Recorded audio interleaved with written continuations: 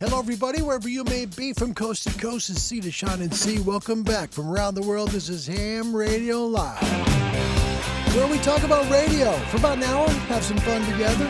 Today's show will have some amateur extra license exam questions and answers, plus your comments from Discord. And we'll be talking all around the world about radio, wherever you're coming from. Welcome back to the show. Got to have a shot. 'Cause what you got is oh so sweet. You gotta make it hot. Like a boomerang, I need a repeat. Give me all your loving, all your hugs and kisses too. Give me all your loving, don't let up until we're through. You gotta whip it up and hit me like a ton of lead. If I blow my top,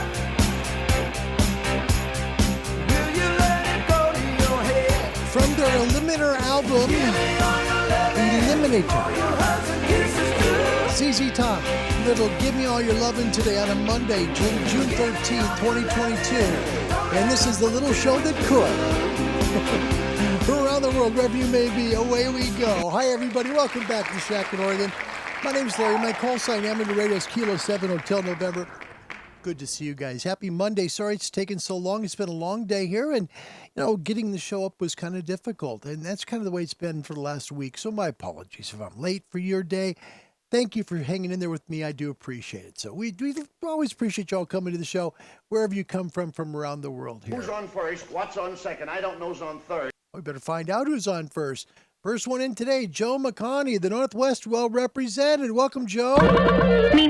Alpha Golf 7 X-Ray Hotel. Good afternoon, mate. Good to see you, Joe. Happy Monday. Nice to see you, buddy. Dirk, you just missed it. Just by an inch. No! Almost first. But first in from Wisconsin in the Midwest. Good to see you, Dirk, as always. WECB 640, hello to you as well. Boston, Massachusetts in the house. Good to see you, mate. Good to see you, buddy. Andy New from the UK. So sorry we're late. Oh, goodness. Mike 7, Charlie, November. Sorry it's a late night, man, but we got here. I'm glad you're here, too. Thank you, buddy. Appreciate it, Andy. Steve is here. 2 Echo 0 X-Ray Bravo. Sorry, 2X. So I got to get used to his new call sign. He's a new intermediate. 2 Echo 0 X-Ray Sierra Hotel. All right, Steve, welcome in. Sorry, mate. New call sign. Got to get back in Larry's head. Cliff Bolts, the Commonwealth, the Virginia Whiskey Delta 4. Oscar Bravo Papa, welcome, Cliff. Always a pleasure to see you. And Dirk, thank you for coming. And a big thank you for all the links and all you do. It means a lot. Rod Clare, Salem, Oregon's here. Hi, Rod. Good to see you. Good afternoon. Always pleasure. Casey Jarvis, Kilo 7. Now, look at this. This is the coolest call sign ever. Kilo Charlie 7, ABC. Dude, that's amazing. That's such a great call sign. Casey, welcome to the show. It's nice to meet you. My name's Larry. It's good to meet you, man. Thanks for coming. I mean that. Wow. Look at that call sign. How cool is that? Wow. Jeff Porter, Portland, Oregon's here. Hi, Jeff. Alpha Delta 7, Lima, November. Good afternoon, buddy. William Crawford, welcome. Love the intro music. Thank you. It was a last minute change, to be honest. Really was. It's like, gosh, I just feel like something else. So it worked out to play a little ZZ Top. Jeff, welcome. November 4, Papa Oscar Delta 5-9 in Eastern Tennessee, I hope. November Tango 4, Tango Charlie. That is Tom. First timer and welcome. Nice to meet you, Tom.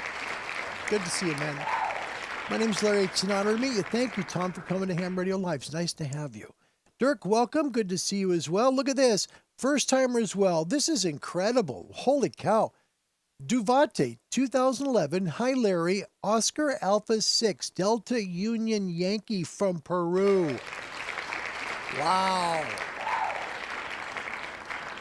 It is my honor to meet you. Thank you for coming today. I mean that very much. Thank you. This is a big day for me. Holy cow, all the way to Peru. Welcome to the show. It's nice to have you. Gary Strong, welcome. Whiskey 9, Papa Yankee is good to see you too, as well as Jason Heff, Kilo 4, Hotel Echo Foxtrot is here. Hi, Jason. He says, hey, all 88s all around. Well done, sir. Well done. Nice to see you, my friend. John Deere, Kilo Echo 7, Quebec X-Ray Papa checking it. Hi, John. Nice to see you, buddy.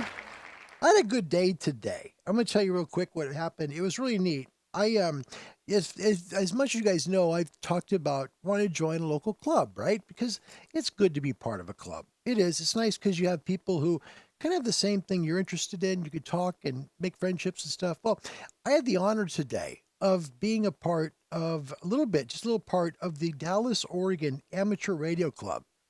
And it was such a special time for me to spend with them, just a little time at breakfast. And I want to thank them for their kindness and offering to help with the Urban Beam antenna, but more so, it was just nice to hang out with guys to talk about radio. So to all you folks in Dallas, Oregon, my best. I mean that. That was cool for me. I haven't done that yet. So that was an unexpected surprise for me today. So I wanted to make sure and tell the folks in Dallas, Oregon, thank you for making my day really special today. Dirk, you're so good at doing the stream and everything. Thank you for doing all of that and making people feel welcome. Jeff says the band where the guy named Beard is the only one without one. ZZ Top. Richard Clark, welcome. Mike 7, Delta Lima, Quebec, UK. That's Britain in the house. Good to see you, Rich. Wow. Nice to have you. Good group tonight. Very late. Martin is listening from work, and this is what Martin does quite a bit. He takes his phone to work, right? And he'll just listen to the show. And I am so honored by that. Truly am, Martin. So, Martin in Holland, Pop Echo 9 Tango Woody Golf, thanks for being along with us on the night shift. I know you're not alone on the night shift. See you, Martin. Thanks for being here. And Jeff, thanks for the signal report in Eastern Tennessee. Thank you. Snake, Idaho. That's so cool. I'm assuming it's a Snake River area. That is beautiful area of Idaho. Just, oh man, it's gorgeous. Google the Snake River Canyon. It's phenomenal. Welcome. It's Kilo Delta 7 Victoria Whiskey X-Ray. Nice to have you. You're also a first timer. Welcome. Whoa, a lot of first timers here. BM, thank you. Kilo India 5 Victor Union Foxtrot. Howdy from Texas. My goodness, nice to meet you, my friend. My name's Larry. It's nice to meet you. Thank you for being a part of Ham Radio Live today as a first timer. Thank you. Wow. Winan joins us as well. This surprised me because he's way, way away. He's in Namibia in Africa. Winan, welcome. I guess the rain's down in Africa. All right. Sorry, buddy. You know, gotta remember one thing. This is so important, guys. I do this for fun. You know that I do that, right? I hope you do. That I do this for fun and to help people get in amateur radio. I can't help if YouTube doesn't give notifications. That is so out of my control. That's like saying I'm the reason it didn't rain today, you know, or I'm the reason your lights didn't come on when they were supposed to. I have no control. So YouTube not getting you notifications, I can't help that. Winan, I'm glad you're here anyway. Thank you for coming. Victor 51 Whiskey's his call sign all the way in Namibia. Thank you, Winan. Good to see you. Look at this. Chafe 59V, good morning from Australia. Victor Kilo 4 Bravo Yankee Echo, another first timer from VK Land. Wow. Oh, man. It's amazing. Amazing. Steve, don't worry, Larry. I'm still trying not to say the wrong call sign when I'm on the radio. That's good. Devati, thank you. You guys, it's good to see you guys. And Ron, welcome from Monroe, Washington, November 8, Whiskey Charlie Romeo. I thank you guys for coming today. Let's get into the weather before it's way too late. Patty, hello as well from England. 2 Echo 0 Tango Whiskey Delta. It's always a winter show when you're here. Let's get in the forecast before we get, well, actually, let's do this first. We haven't talked about why we're here. Folks, if you'd like to get an amateur radio license, we'd love to help you. Hey, we would. It's the honest truth. That's why I do these. If you have a chance to get your amateur radio license within 6 months, would you do it? A good way to start is to contact someone like the American Radio Relay League. Wonderful organization. And they can help you anywhere in the world that you need to find a radio club in. Say you're somewhere in India, or you might be in the outback of Australia. You can contact them, and they're going to find you an amateur radio club that's as close to you as possible. Find them online at www.arrl.org. Please hit the contact us bar. Let them know where you're located and you'd like to be an amateur licensee. They'll send you an email back with one as close as possible to where you live. www.arrl.org. If you're here from the WRMI CQ Calling Show, powered by ICOM, welcome. Pour a couple cups of coffee, and let's talk about radio for about an hour. What do you say? Also, we do have a show email, and it works occasionally. cqhamradiolive@gmail.com. Love to keep the conversation go with you as well on Discord. Find us at ham-radio-live. In the description of this video, very top, you'll have a link to join us on Discord. We'd love to have you do that. We have a topic show question today. The show's topic is, what's the farthest distance you've ever heard or worked a station? Now, when I work the show and try and put it together, I really try and think shortwave as well as ham, okay? So for shortwave, you might be thinking, if it's halfway across the world, tell us about that station. If it's ham, then think, how far has your QSO been? Let me know in the comment section when we get part of the show. Today's weather is powered by ICOM. I come for the love of ham radio. By the way, we also have amateur extra help today on the show. Hopefully help you with some amateur extra licensing up. You can do it. Wait till you see the questions. You'll do it. Look at the sun. Starting to see 2 rings now of sunspots. This is good news. It means rising SFIs. We will hit 150 within the week. You wait and see. Here's the backside of the sun. Not too much there. There's one new sunspot region coming, another one to the north of that on the east limb of the sun. Here's a coronal hole map. We do have 90 dead pointed at us, okay? And the solar wind's not too bad, but it is elevated just a little bit. Here's your magnetosphere view. 3032, 3030 are very big, and they're very close together. Another sunspot region is coming, 3033. 3031, of course, is just about the south center of the sun, and then towards the southwest of the sun, 3029. But this is going to be a great week to see our SFIs pump up. We already did have an M3.4 flare today. This is just the beginning of the CMEs. Like I told you on Friday's show and Sunday's show, this week we should have some CMEs, and here's the first one. So an M3.4 flare, and it should not be directed towards Earth, so no earthbound component. SFI up to 121, solar sunspot number 63, that's up 22. Area number is at 90, that's down 40. Here is the K index for you, the KP index. This is noise floors. They come from the planets around us, and we did hit a K5 when that geomagnetic storm hit us briefly, and that came directly from the energy that came from that coronal mass ejection. Came really quick, and what happens is it just gives a little pop to the ionosphere, and there it was, right there at the earlier part of this day.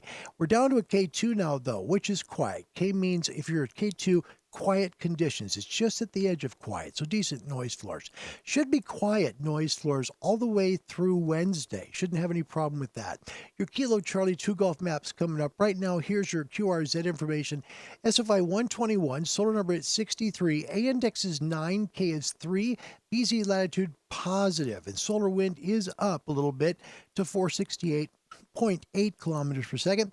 E-skip on 6 is open today. You see the HF conditions all the way to 12 meters. I think we best that. I do. I think we make that better than 12. I really do. Let's take a look here real quick at the Kilo Charlie 2 Golf map. I do have it. It just, for some reason, it has not popped up on my screen yet. So we're going to send it back up again one more time. I do want you to see the MUFs, and there's an interesting thing that's happening with the MUFs worldwide right now, okay? And this is the part that I want to show you real quick. So by the magic of the internet, there we go. All right, so if you take a look at the way the gray line works, do you see how all of the lines start to move northward as sunset hits? That's when 10 meters starts to open up. So folks in Nova Scotia, 10 meters right around sunset, just watch for it. It's going to happen. People along the eastern seaboard, definitely will be there. Florida will have it for a long time. They already partially have it right now. They're nearly on 25 megahertz. 18 right now in the New England area, 19 southern Texas, 17 near the Great Lakes, 18 right there around the U.S.-Canadian border. And as you head up towards Alaska, right about 16 megahertz out of Fairbanks, heading south, again, another day where South America is beautiful. 10 meters for most of the continent. Heading towards Europe, still good conditions. Look at that. If you take a look at France, 22 megahertz. Towards Germany, 21. Italy, southern Italy at 24. The north part right around 22. Heading towards Egypt, 23 megahertz. And then towards Africa, 8 megahertz down in Cape Town. The part where Winan is at in Namibia, right about 18 megahertz right now. Heading towards the Far East, we're at 13 in Tokyo. 16, though, down a little south from there. And as you head even further south in the islands there of Japan, 21 megahertz. In Australia, where things are just so warm and beautiful on the Gold Coast, 22 megahertz. Up north towards Melbourne and Sydney, we're about 21. Towards Perth, 17. Tasmania checks in at 16. And you head over towards the west coast of Australia, where Perth is, at 12 meters. Hawaii, beautiful conditions. Of course, they are on 10 meters. Why wouldn't they be, right? You're having shortwave forecasts today. SFIs to increase this week significantly. Look for big numbers coming up by Friday. Some QS Baker debate today on the bands. We have had some negative BZs coming in, so watch the fade. Noise floors to decrease throughout tonight. Voice bands 20, 17, 15, 12, and possible 10 later in the day in the Northern Hemisphere. Equatorial latitudes get the whole thing. It's a big buffet of fun. 20, 17, 15, 12, and 10 meters for voice. In the Southern Hemisphere, the farther north you go in the south, the more you have 10 meters. If you start to get past, south of the 45th parallel and, drifting southward, you're going to lose 10 meters when you get too far south because it's getting to be wintertime now in the south. So in the Southern Hemisphere, 20, 17, 15, 12, 10 for the north near Darwin and up towards maybe Sydney, and then south of there, probably 12 meters is what you'll get. Lowering noise floors tonight for people on the handbands. Nighttime handband openings, 160, 80, 75, 60, 40, 30. Best EX is on your maximum usable frequency at sunset. Then work your lower band down, then the next lower band, and the next lower band, until you reach 40 or 80 meters overnight. Shortwave bands during the day, 31, 25, 22 in the 19 meter band, and nighttime shortwave tonight, 120, 90, 75, and 60, 49, 41, 31, 25, 22, and we've almost reached the peak of summer. Right there when we get the most daylight in the Northern Hemisphere. 2 hours of 19 meters should be open past sunset, at least 2 hours tonight, and then the signals will fade away. Today's solar ranking is a 6. We don't have the high SFIs we need yet, and we just need to get a little better conditions out there. But I have a feeling towards the later part of this week, we might get to a 10. Welcome to the show, wherever you may be today. It's nice to see you.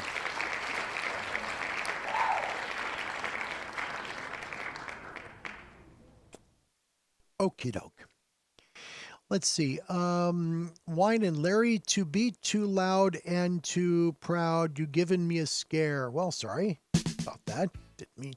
If I scared you, I'm sorry, sir. It's nice to see you. Dirk, how did you get all the first timers? Glad to have you join the stream. Exactly. Thank you for being here. Jeremy, welcome. Albany, Oregon, Kilo 7 VFO. Another cool call sign. Absolutely. Kilo India 7, Mike Golf Charlie. Hi, I'm from Portland, Oregon. First timer checking in. Saw you at CPAC. Welcome. Nice to meet you. Oh, nice to meet you. So we met at CPAC, and now I meet you here. Thank you for coming. It's a nice thing to have you here on Ham Radio Live. Thanks for coming. I try and do the shows every day, but I'll be quite honest, there's so much going on right now in my life that it's hard to get every day. But I try, especially right around noon Pacific. So thanks for coming. I mean that. Dale, welcome. Kilo India 5 Tango Sierra Foxtrot. It's always a better show when you're here, so thank you. Jeff, thank you for the comment about Discord and subscribing and all that. We don't talk too much about that here. I just hope you like the show. And if you do, it'd be great if you subscribed and liked it. But if you didn't, I'm glad you came at least. That's how I feel. Truly, that's the honest truth. Jeff Porter, hello, neighbor from Hayden Island. So we got some Portlanders here. And yeah, John, it is my fault. Absolutely my fault that it rained today. Yeah. Oh. That's just what they'll be expecting us to do. Exactly. Remember that part from Airplane? No, that's what they'll be expecting us to do. Yeah, it's my fault it rained today. It's funny. It's absolutely funny. John, nice to have you, bud. You'll fit in good with this crew. You really will. Rob Q, good to see you. The Southern California coast there in Los Angeles. Rob, welcome. Nice to have you part of the show as always. Rod is here. Whiskey 3, Mike Papa Golf. Thanks for coming and a very happy Monday to you. And don't forget, we do have a topic question today. We really do. And we're going to show you a really cool video from this channel I don't think you've seen before. I found out about it through the Dallas Amateur Radio Club. These guys at the Amateur Radio Club told me about it. I was like, wow. Because they found I did YouTube. And so we talked a little bit. And they said, this guy is really good. And wait till you see the video, the second one, because you'll recognize the QSO. You will. You'll recognize the voice. And I want to see how many people can recognize who he's making a QSO with put it in the comment section, okay? Please do that.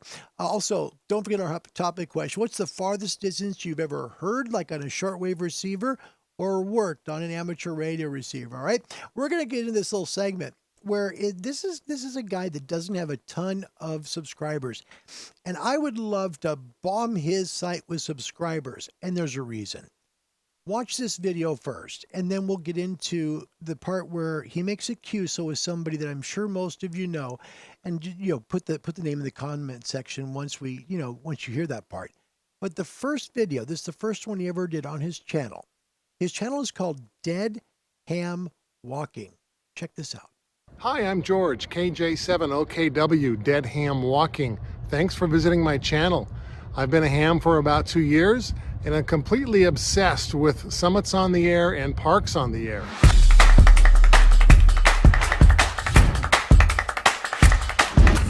I run exclusively QRP with a maximum of 15 watts. I run completely remote, and I'm usually in a park or on top of mountain peaks.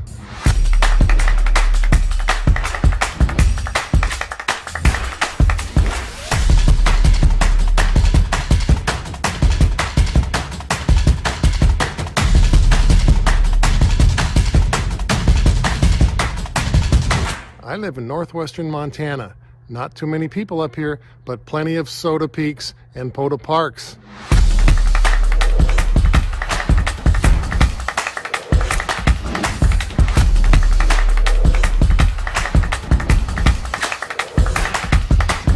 I chose Dead Ham Walking because I have stage 4 colon cancer, but you will not hear anything about that on my channel. With the time I've got left, I'm going to have some fun. Hope I entertain you. I feel good and have a lot of energy, and hope you follow me along with my adventures.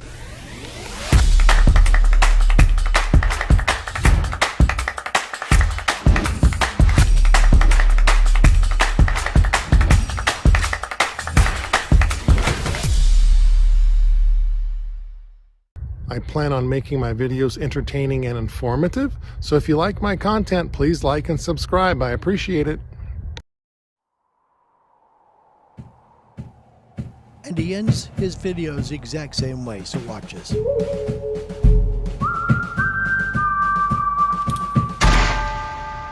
All right, so that's Dead Ham Walking's channel. Now, he told you why he's called Dead Ham Walking. It's because he doesn't have long to live. But while he has time to live, he wants to do special things like working podas and working sodas. I invite you, please. Dirk just put his link to the channel. I'll put it back on the second video as well. But what I'd like to see if 10 of you can guess who the person is that he makes the QSO with. I'll give you a hint. It's a park-to-park QSO. Here he is on Dead Ham Walking. Can you name the person that he's making the call with? By the way, guys also got a YouTube channel too. Check it out. This is KJ7OKW, Dead Ham Walking. Hey, imagine if you're doing an activation and you're videoing your QSOs, and you happen to have a contact with someone doing the exact same thing. What would happen if you merged those videos? This is what happened to me.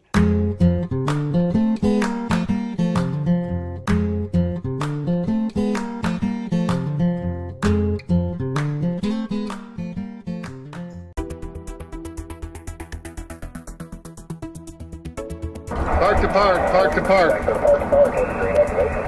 You bet, 73. Now there was another park to park in there. Go ahead. Park to park, this is Kilo Juliet 7 Oscar Kilo Whiskey. I'm at 2 parks, Kilo-3424 and Kilo-3228. You're a 5757. Okay, I did not copy all. I did get some of it. So Kilo Juliet 7, Oscar Kilo Whiskey. Yep. I'm going to copy, I'm going to say you're a 4x4 into Arizona, Park Kilo 1061. I did copy that you sent me a 57. Thank you so much for the 57. Did not copy the park. I did get a number 2 in there, but that's about all I got. QRZ, the park is 3424 and park 3228. Please come back again. 34 question mark, and then it's something with an 8. I have 2 parks. Kilo 3424, 3424, and park Kilo 3228, 3228. Okay, I copied it that time. I think I've got a 3430 and a 3328. Over. No, 3424, 3424, 3424, and 3228, 3228. Okay, got it that time. Thank you so much for the Park to Park Kilo Juliet 7 Oscar Kilo Whiskey. Thank you. I appreciate it. 73 to you. 73's appreciated, thanks. And if you like my videos, please like and subscribe my channel. I try to make them interesting and fun, and I really enjoy doing them. So, see you next time. Okay, so it ends the same way, you know, with the good, the bad, and the ugly, and, you know, music. Okay, so this is his channel. It's called Dead Ham Walking. I'd ask you to please subscribe to it. I did, and I think it'd be really cool if as many of us did that as we could. Doesn't cost anything, and I mean, the guy's dying from colorectal cancer. That hits home for me because that's my brother's condition too. So while he's still alive, he's making YouTube videos. God bless him for that. And thanks for the great work on YouTube too. That was Charlie. Yeah. That was Chuck.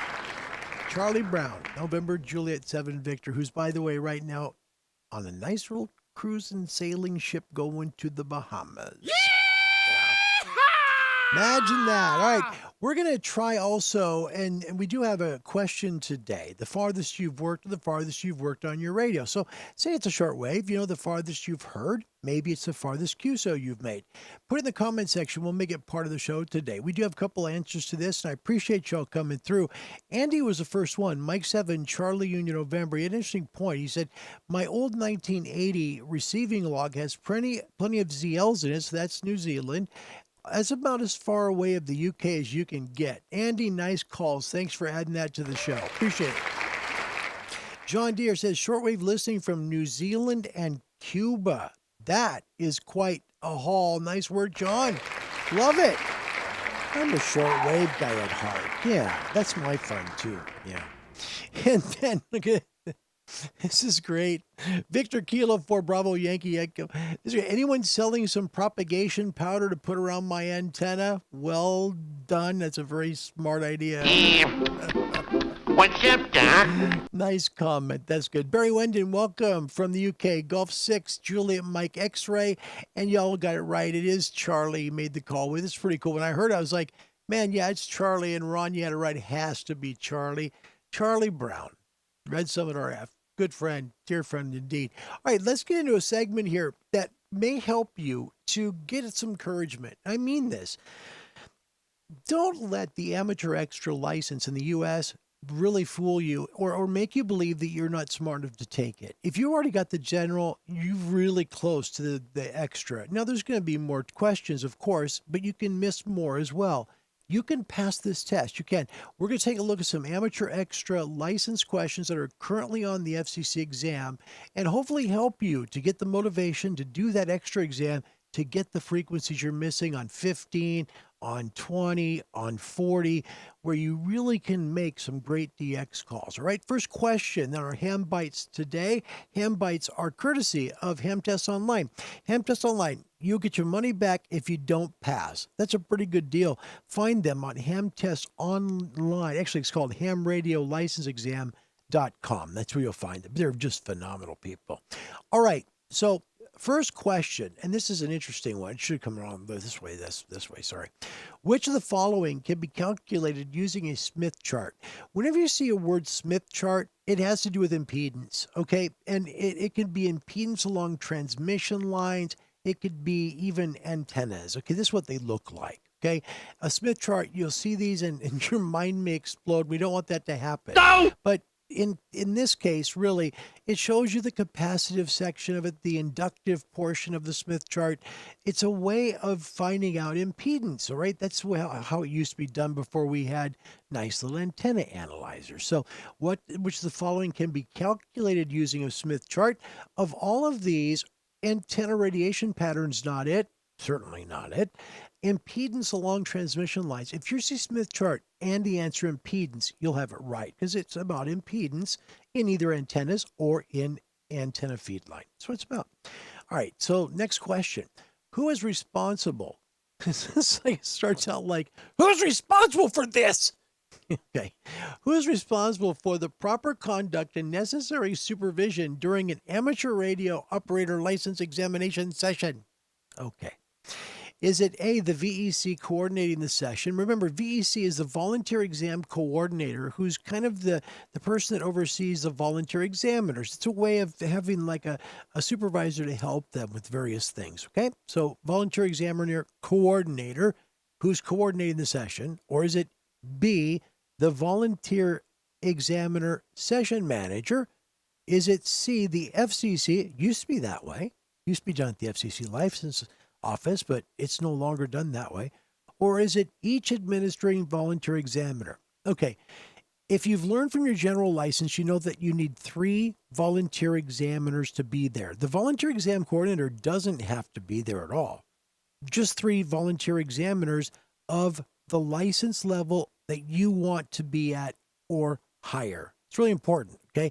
So if you want to give an amateur extra license, you've got to be an amateur extra to give it, okay? If you want to be a general licensee, you have to be at least a general or amateur extra licensee to give that. This is really important. When you're talking about conduct and supervision during any test, every one of the volunteer examiners is responsible for the conduct. It's responsible for everything. So when you get this question, don't think the volunteer exam coordinator or session manager or FCC. It's simply each administering volunteer examiner. Those are the people that are responsible. It's simple. There's 3 of them and they oversee your tests. That's all it's about. Pretty simple. Next one, tropospheric propagation of microwave signals often occurs in association with what phenomenon? The answer here is going to surprise some people. It has to do with weather. It really does. It's warm and cold fronts. Tropospheric prop, when you have it, it really has to do with where the warm front is and the cold front is. And it can go along that duct. That's why it's called tropospheric propagation. So when you see this question, remember, tropospheric propagation has, with microwave signals, has to do with warm and cold fronts. It can help the signal go tremendously farther than they usually would go on microwave. So remember, tropospheric propagation of microwave has to do with warm and cold fronts, okay?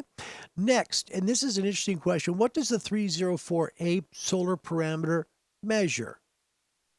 Now, I don't want your mind to explode because it really is not that hard, okay? Think about QRZ. If you ever looked at this, you'll see below the A and K index and right below X-ray, the 304A, okay? Today, 132.9, okay? That's what the reading is, okay? But the 304A is a part of determining the solar flux index, okay? It is a component of giving us an SFI. That's what it's about. So when you have this question, what does the 304A solar parameter measure? Remember, it is UV emissions at 304 angstroms correlated to the solar flux index. That's exactly the answer. If you answer it that way, you'll have this correct. Remember, if it's measured at angstroms, that's why it's called the 304A, 304 angstroms. So that's what it means. If you look at the question, a good way to do this one is it's the only one that gives you angstroms. 304 angstrom. That's what it means. So just make sure you answer it with the full name, 304 angstroms. You'll always get the right answer. That's what I'm saying. Gosh darn, guys, you can pass this extra license. You really can. I know you can. I'm going to give you an answer for a few of them, okay? What is the advantage of having a variety of receiver intermediate frequency filter bandwidths from which to select? Okay. When you have a super heterodyne radio, and those radios were different than software defined. As we get farther in the future and superhets get to be farther in the past, this is going to be a really old question, kind of like things with tubes and valves and stuff, right? But the thing about this one that's really important is that when you're talking about roofing filters, okay, which is really what this is about, you can adjust down and squeeze the passband into smaller segments to hear the signal better and remove some of the noise. That's what they do. So the answer here is received bandwidth can be set to match the modulation bandwidth, maximizing signal to noise ratio and minimizing interference. Okay. If you've ever turned a radio on, all right. So if we turn the 7610 on, right? And we go to our filters, okay? Like right now we're at a filter setting that's at 2.5. Okay. So let's get out of this and we'll just go out of the main and sub and we'll just come back to the regular radio. Okay. So if you go here to the filters and you see at the top left 2.5, the nice thing about software defined radios is you can make infinite adjustments to the filters, right? So right now it says filter 2, 2.5. You just press on this, and you can just make if you press on the bandwidth button, you can squeeze that down as much as you want. Make it small as you want till it's really tiny. Look at that, down to 50 hertz. Now with a super heterodyne radio, you can't do that. That's the problem. Super heterodynes need additional roofing filters in order to make that work. So when you're dealing with superhets, you need, and we're going to talk about this today on the show, you need optional roofing filters that can help you to go down in bandwidth. That's what it does. It's a roofing filter. So it helps to make the top go down more so you can help to squeeze the signal in and get rid of the noise. That's the answer. So having a variety of receiver IF bandwidths from which to select, now this is going to help you pick up signals you would normally miss. That's all it is, okay? That's why it's the answer. What's the maximum bandwidth for a data emission on 60 meters? Okay, so now remember 60. Go to the band plan. Where is 60? Remember, 60 is 5 channels, okay? 60 and 30 are both weird. Let's come out and say it. 60 is 5 channels, 30 is data only. On 30, you get 200 watts pep. On 60, you get 100 watts, but they're 5 channels. The thing to keep in mind is if you're going to use sideband on 60, the maximum bandwidth, and it'll say right below that, is 2.8 megahertz. That's what it is. So the maximum bandwidth for data emissions on 60 meters is 2.8 kilohertz. And the reason for that is because there are shortwave stations within this band. Okay, a lot of 60-meter shortwave stations out there still. So keep your transmissions to 2.8 kilohertz. And this is the same for sideband. It's exactly the same. So 2.8, you'll have the right answer. Okay, next one. What is the function of a reactance modulator? All right, the reactance modulator, it helps to produce pulse emissions or FM signals by using electrically variable inductance or capacitance. That's the answer. That's what a reactance modulator is. So if you get this question, and I'm just going to tell you how I learned and really learned the questions, the answers to do this. A lot of it I learned when I was in radio, but some of it I had to memorize, okay? Reactance modulator, okay? It was the one that had both FM and PM on it. It was kind of weird. That's how I remembered it. But yeah, you learn to pass a test, then you learn ham radio when you get your radio. That's the honest truth. And then you figure out, oh yeah, that's why that was on the test. No joke. All right, this is going to be on a lot of tests. What type of antenna pattern is shown in figure E-92? Okay, so E9-2. What is this? Is this A, elevation, B, polarization, C, radiation resistance, or D, azimuth? This one is a real interesting one. What this is, whenever you see this, this is an elevation map. That's what it is. It shows the elevation takeoff angle of your antenna, and the lowest lobe is the one that you want to be the best lobe. So in this case, this is excellent. It's right about 12 degrees, literally 12 to 10 degrees somewhere there, because this goes by 15s. So no, I guess it would be about 7.5.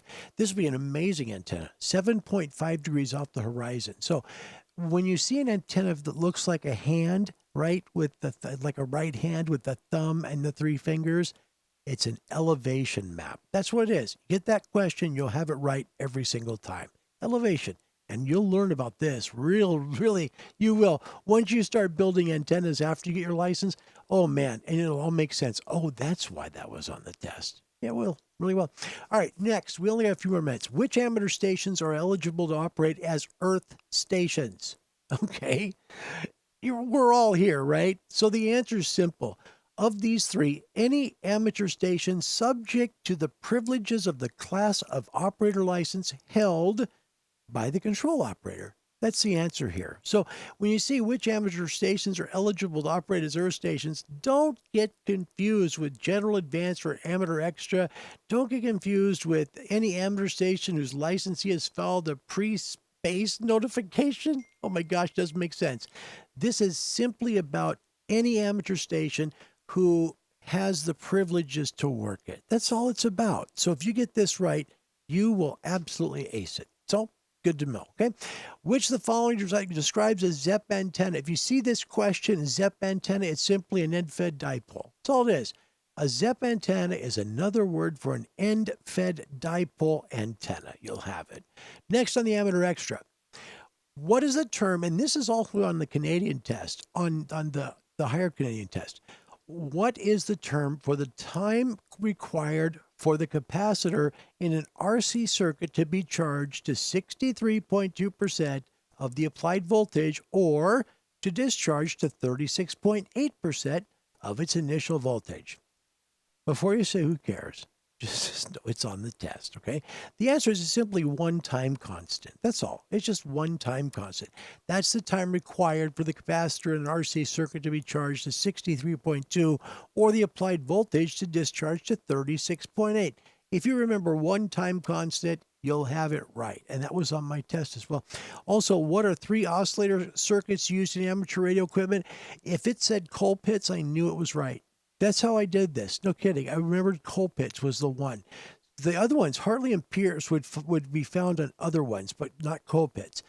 Remember Colpitts on this one when it says three oscillator circuits. Here we go.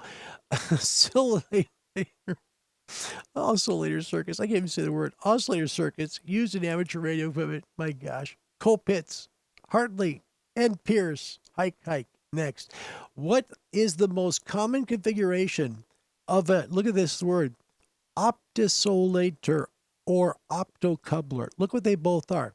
Opto, right, for eye. Okay, look at it that way. Look at this as an LED and a phototransistor. It's really simple.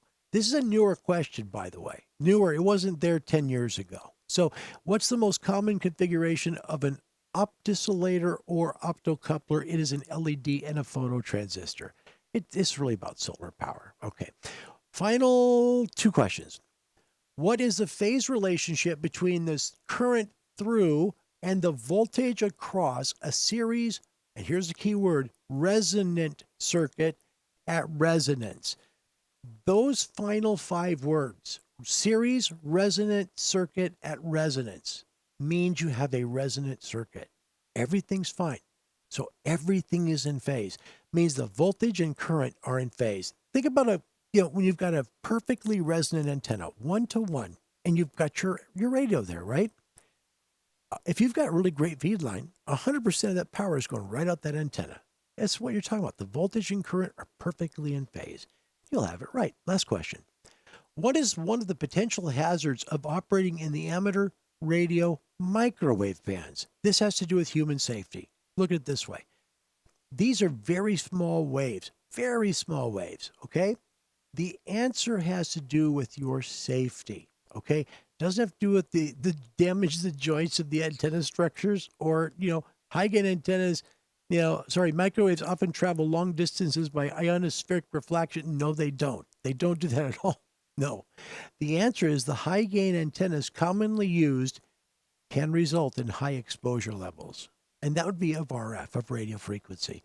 If you do that, just remember, microwave bands are extremely tiny, all right? So the high gain antennas that are used can result in high exposure levels. If you answer it that way, you'll have it right, and you'll be able to move on.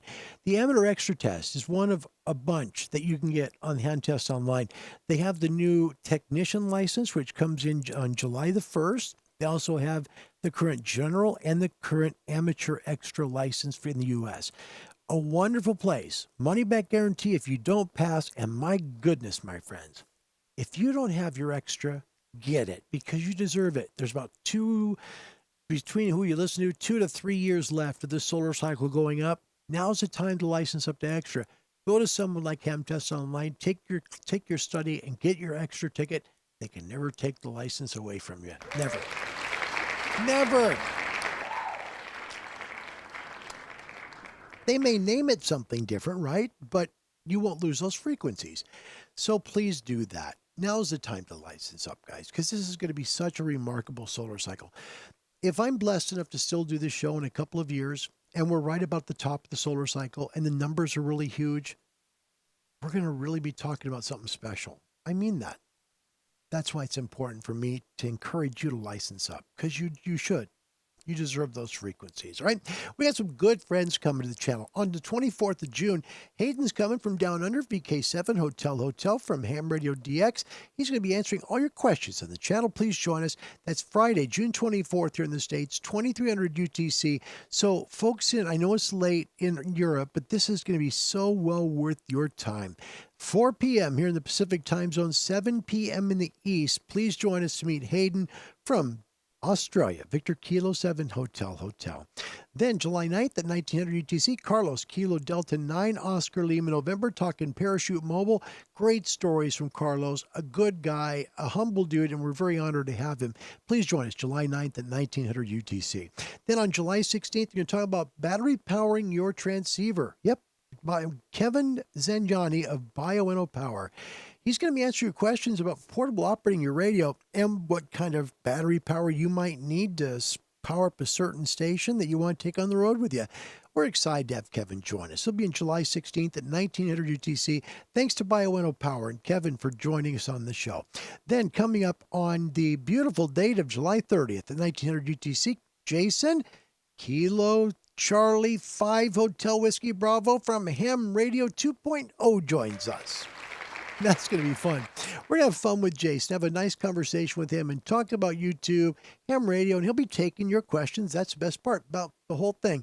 He'll be taking your questions live. So please join us on July 30th and meet Jason, okay?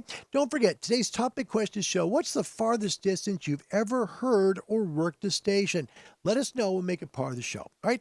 We're talking today about the last segment on buying and selling things. This is really important.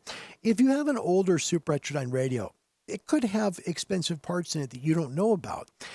There could be roofing filters that are included in the radio that could make the radio worth hundreds of dollars more because these filters are worth a lot of money used.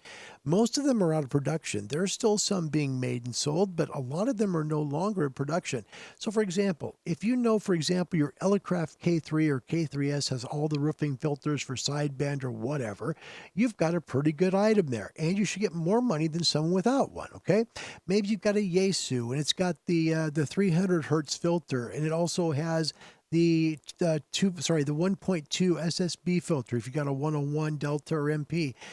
These help make the radio worth more money. So make sure you know about extra roofing filters your radio may have. Here's an ICOM one, the FL80. This is the an SSB filter that they made. Here's another one that came from ICOM, the 9 megahertz SSB filter. These things are worth money when they're inside a radio. And what's nice about them is they help you to lower your bandwidth. That's why they're so valuable.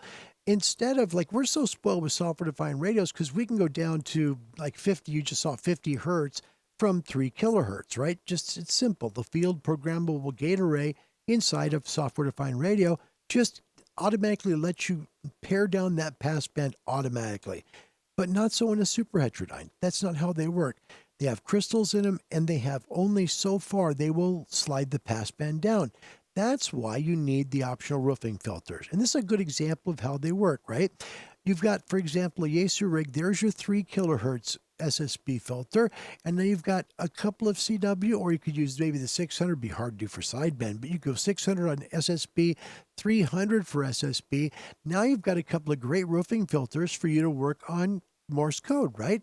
And a 3 kilohertz filter for you to use on sideband. So there's different ways that roofing filters are used in radios, but the main thing to remember is they're very valuable. Don't lose sight of what you have. If you don't know what you have, open the case of the radio up. Take a look at it. If it's say for example, if it's a Elecraft K3 or K3S, it might be a Yaesu 1200 or 3000. It might be an ICOM 756 Pro 3 look inside the radio and see if it has any extra roofing filters. Mark them down. Take a look at what you have because they could have great value.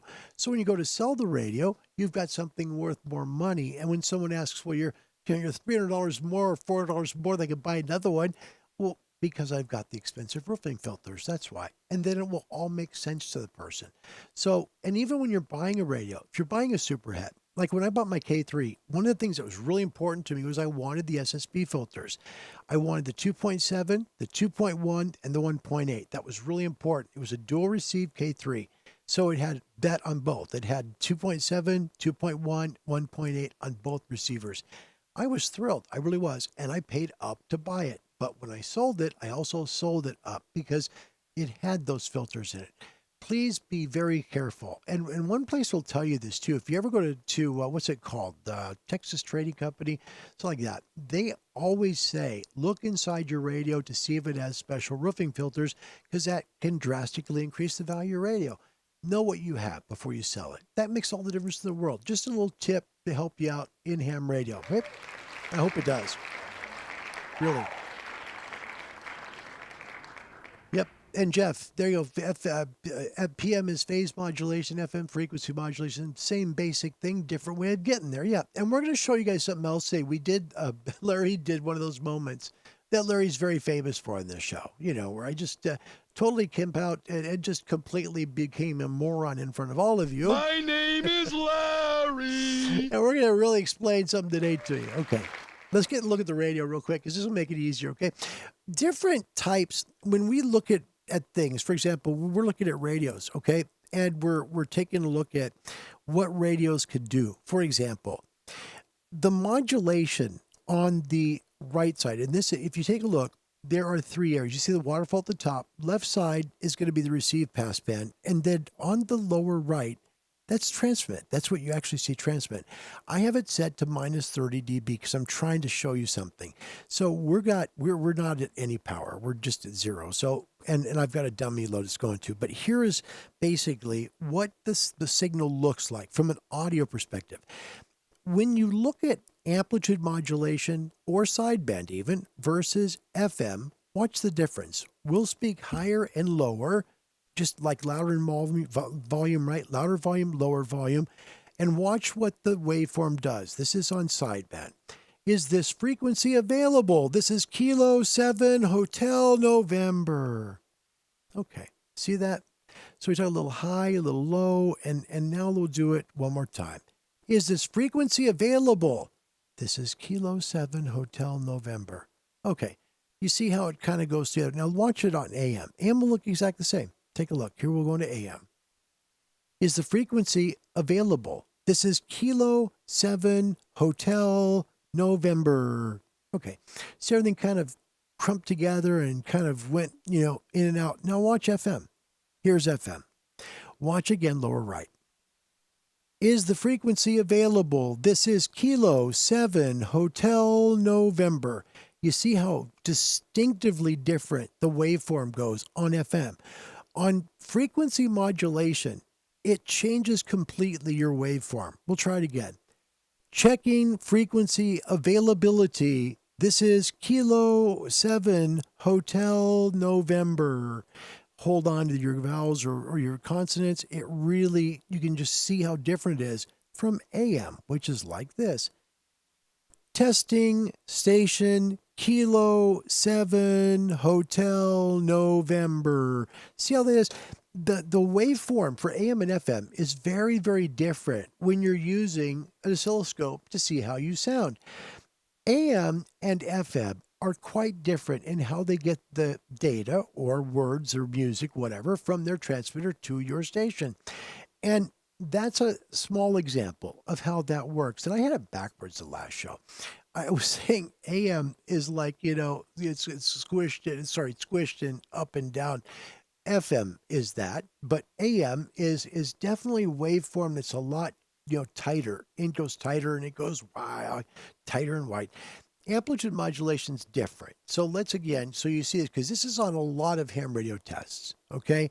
Again, look at the left side to 30 dB. It's a little green line. And we're on AM.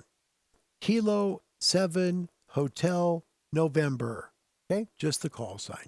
Again, I'm just going to a dummy load. So let's check FM. Do the same thing. Kilo 7 Hotel November. See how it does that? It's a lot different. AM is a lot more compact. AM stays compact. Kilo 7 Hotel November. Very different than FM, which does this. Kilo 7 Hotel November. See how much it goes up and down versus going side to side. FM does it that way. That's how it works. Again, you're talking about frequency modulation versus amplitude modulation. You'll learn in your amateur radio test all about this. And you might wonder, why does that matter? Because it's on the test.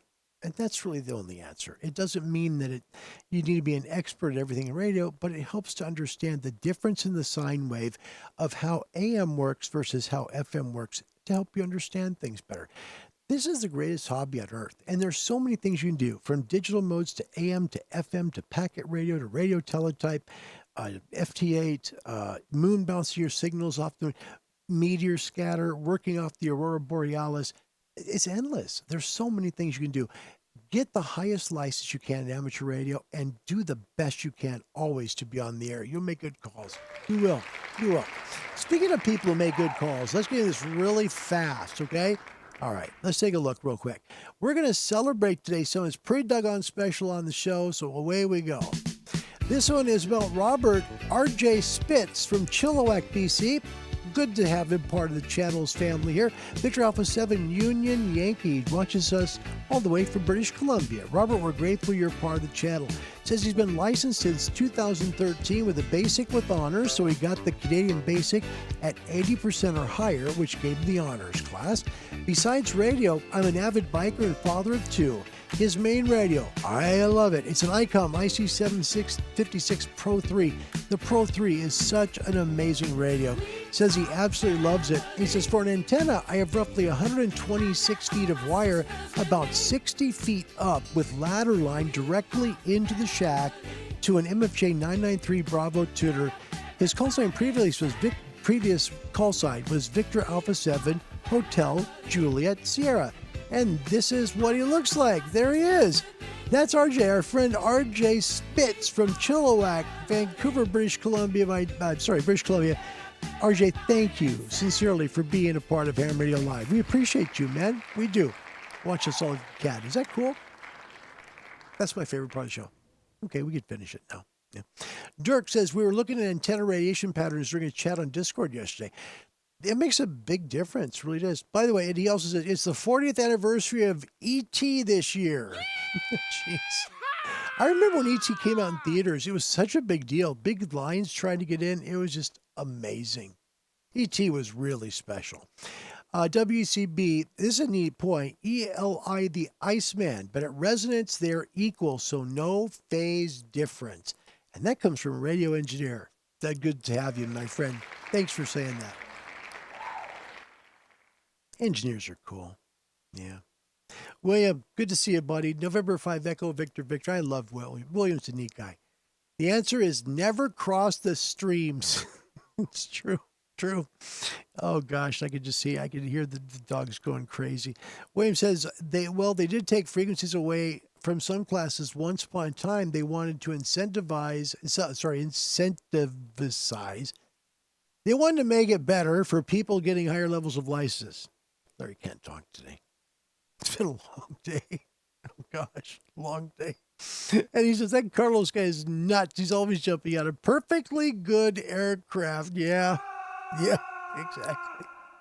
Steve joins us up for our question of the show, which is the longest contact or longest QSO you've ever made. So longest reception of shortwave, or the longest contact you made on amateur radio. His says, longest worked digital, Australia on 5 watts. Longest worked phone, Brazil with 10 watts. Steve, well done. That's nice. Nice, yeah. And Jason and Carlos both fun to party with. This will be fun. Yeah, absolutely. And William, those filters are worth more than the rest of the radios you're in, and they can be. Absolutely. Man, you get a radio loaded up with a lot of roofing filters, you've got a lot of value there. So make sure you know what you have. Truly important to do that. Dirk says, I've made further, but most impressive was 2,500 plus miles Alaska with 10 watts FT8 on the mag loop. That's phenomenal work. That's really good, Dirk. In fact, I remember you told us about that. That's good. And yes, my name is Larry, of course. And that's another good point. Yeah, check also if the rig has a TCXO. And what there are two. There's an OXCO and there's a TXCO. The TXCO is oven baked and it's really, really frequency stable. It's going to keep the radio exceptionally stable on frequency. If it has a TXCO, again, that's another thing that makes it worth more money besides the roofing filters. So take a look and see if it has, for example, an OXCO or a TXCO. Either way, it's still worth more money unless it came standard with it. A lot of radios didn't have those. These didn't, what was it? The 450D came standard with the TXCO. So keep that in mind. If you have a 450D and you go, oh, well, boy, I got myself the TXCO right here. Woo, it's worth more money now. No, it's a standard thing, but it's not in a 590 Sugar Golf Kenwood. So keep it in mind. That's a good point. Thanks, WECB. Appreciate the heads up. Good call. And you knew not many of the old receivers, the example Kenwood R500, ever came with a full set of filters. They were always expensive optional extras. And that's why it's so important for you to really notice what you have. It really is. If you know what you have and know that those filters are there, make sure, maybe talk to a few people if you don't know what that might be worth, because you might have something very valuable there. Truly, true story. Andy, thank you for adding that to the show. Appreciate it. Yeah. Steve from the UK, 2 Echo 0 X-Ray Sierra Hotel. Idea for next show. What does the audio spectrum look like if you inhale helium? I'm not sure about that. A dynamite! I'm not sure. I have to think about that for a moment. Yeah, who knows? Winan in Africa. Yes, the earlier ICOM also 718. Mine need to wide open receive on busy band, and it does make a difference. No question. No question. Andy knew a shade of treble side, Steve. Oh, boy. Yeah. And what he says, he's looking at the audio scope in the bottom right. What you're seeing is the audio compression. Okay, Steve. Sorry about that. If I had it wrong, my mistake. Just trying to help. William, M&M's made a huge mistake when they denied the use of their product for the movie and Reese's Pieces sales scored. Could you imagine? Did you know, by the way, interesting point. I don't know if you know this. Mr. T was asked to be the spokesperson for the what's known as the George Foreman Grill. True story. He turned it down. George Foreman took it. And now Mr. T, I pity the fool feels like that. Wasn't a good thing he did that, right? I mean, come on. Yeah. What's up, Doc? Exactly. Jeez. Imagine him turning down the gig and finding out that was worth a lot of money. Still today sold through George Foreman. Funny. Wine and Long Path, USA, also Antarctica. Nice calls for you, Wine, and thank you. Thanks for sharing. That's good. That's good. All right, and we'll end up here with William. One of these days, I'm going to end up on the air and make all my QSOs the many voices I can do. That'll be nice. That'll be nice. Wascally Wabbit. Have a lot of fun. All right, let's check up the crow's nest upstairs, see how the show's going upstairs with the fine Angry Hams. Well, I've seen many an egg laid on this show, but this is a first. Why? They laid a deviled egg. Angry Hams. All right. So far, it's a decent score right now, folks. It really is. It is 40-35. North America is in the lead, but it's really close, and you guys can, catch up. 35, so 5 points each question right. First question, listen carefully.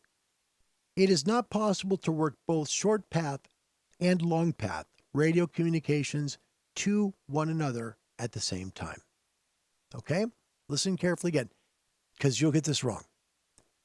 It is not possible to work both short path and long path radio communications to one other location at the same time. Is that true or false? Let me know with A or B. First to get it right gets the points. Good luck.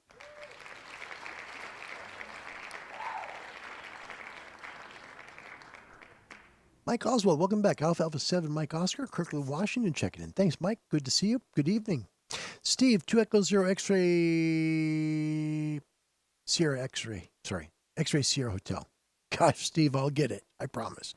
He answers it's false, and he has it absolutely right. That is true. Well done, bud. Yep, you're right. It is possible to work both short path and long path, the same thing. You're just getting echo, and that's how you know we've got it. Yeah, so tie score now, it's 40-40. It's just a matter of hearing it by both ways. So short path and long path, you'll have it right. Dirk also had it. William had A, Jeff with B, Andy with B, Whining with A, Andy New with B, Wicked Loud One B, and Wyan says you get some backscatter audio. Yeah, exactly. A little bit of feedback. William also had B. Rob had B. In Los Angeles, Ron Wensky and Monroe had B. W. Kirby, welcome. You had B.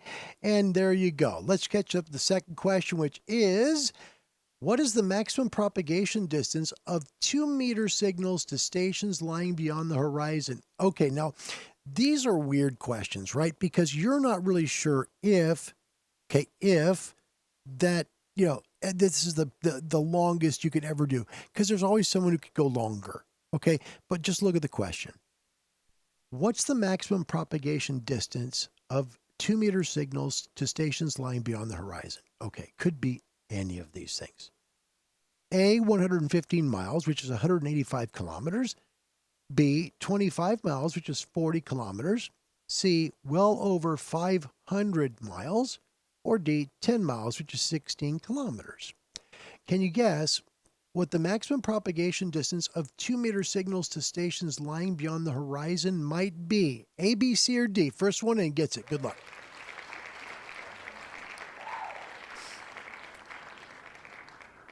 Andy Cowley, first to the show with C, well over 500 miles. Andy's call sign, by the way, 2 Echo 0 Romeo Echo Echo.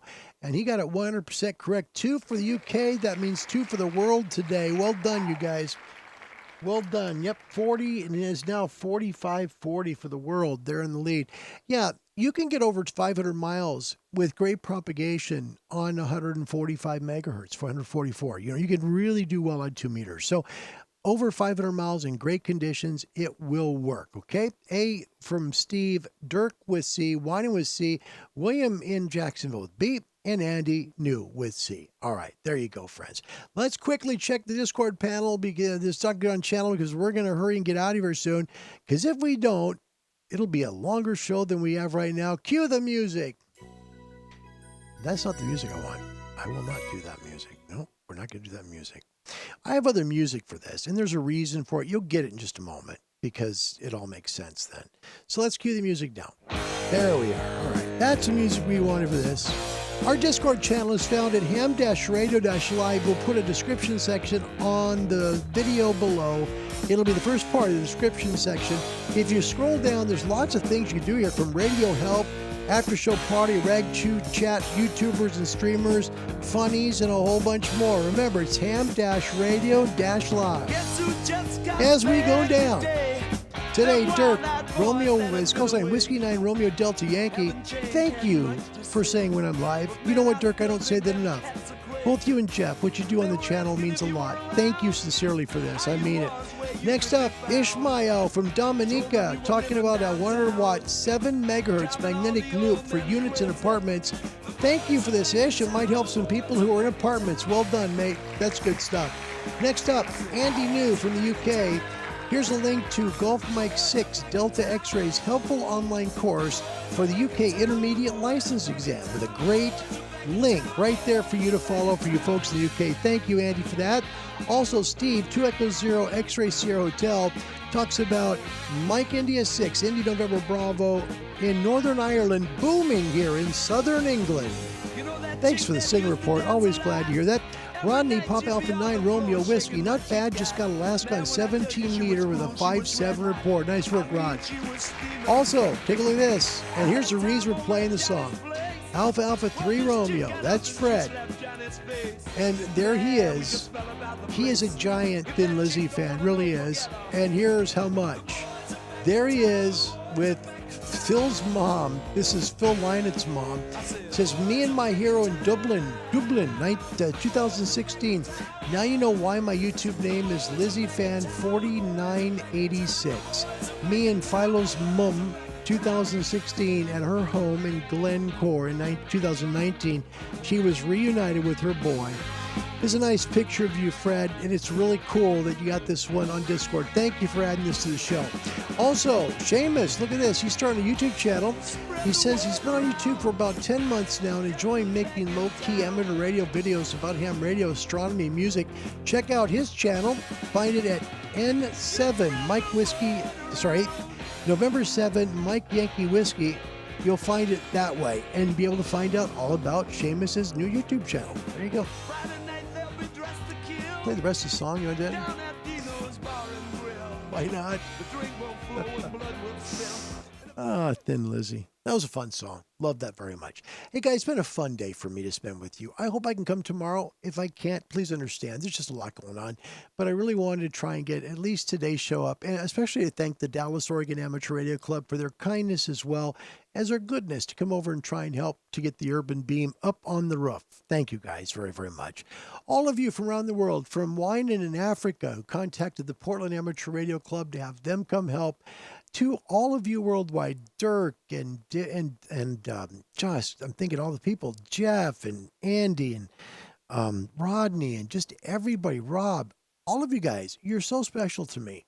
Thank you, sincerely. You know, it takes a while to put this together. My wife actually came up. She goes, "Wow, what are you doing up here?" And then I showed her how many elements were in the show. So I think it was 104. And she's like, "All of that has to go into this?" Yes. So you guys, it means a lot to do this for you. And I appreciate you coming today. For the first timers that came, I hope you'll make it a habit. To the guys who've stuck around this long, thank you for doing so. I mean that. My name's Larry. My call sign Amateur Radio is Kilo 7 Hotel November. We want you to get you into amateur radio. Contact the Radio Society of Great Britain. Let them know where you're located and you want to be an amateur licensee. www.rsgb.org.